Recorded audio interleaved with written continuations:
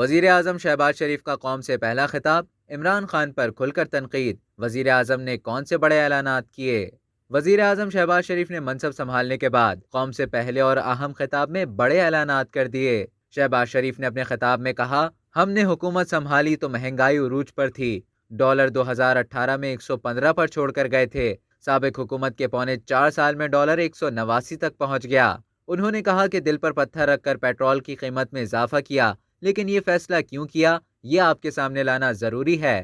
وزیر اعظم نے پیٹرولیم مصنوعات کی قیمتیں بڑھانے کی وجہ بتائی کہ یہ فیصلہ پاکستان کو معاشی دیوالیہ پن سے بچانے کے لیے ناگزیر تھا۔ اس نہج پر پاکستان کو گزشتہ حکومت نے پہنچایا، پاکستان اور عوام کو معاشی بحران میں سابق حکومت نے پھنسایا۔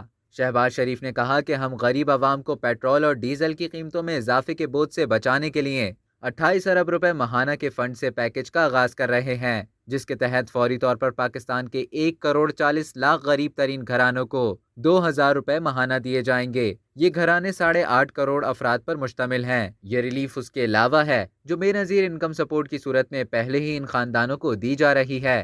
انہوں نے کہا کہ آئندہ مالی سال کے لیے اس ریلیف پیکج کو بجٹ میں شامل کیا جائے گا۔ وزیر اعظم نے بتایا کہ یوٹیلیٹی سٹورز کو کہا ہے کہ پاکستان میں آٹے کا 10 کلو کا تھیلا 400 روپے کا دیا جائے۔ وزیر اعظم شہباز شریف نے عمران خان کی حکومت پر تنقید کرتے ہوئے کہا کہ IMF سے معاہدے آپ نے کیے، ہم نے نہیں، عوام کو مہنگائی کی چکی میں آپ نے پیسا، ہم نے نہیں، ملک کو تاریخ کے بدترین قرض کے نیچے دفن کر دیا، سب سے زیادہ کرپشن آپ کے دور میں ہوئی۔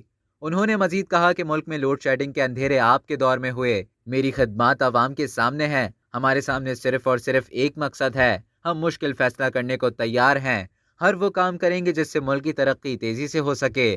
شہباز شریف نے کہا کہ خارجہ محاذ پر بھی مشکلات بڑھائی گئیں، دوست ممالک کو ناراض کر دیا گیا، اب ہم نے دو طرفہ تعلقات کی بحالی کا آغاز کر دیا ہے۔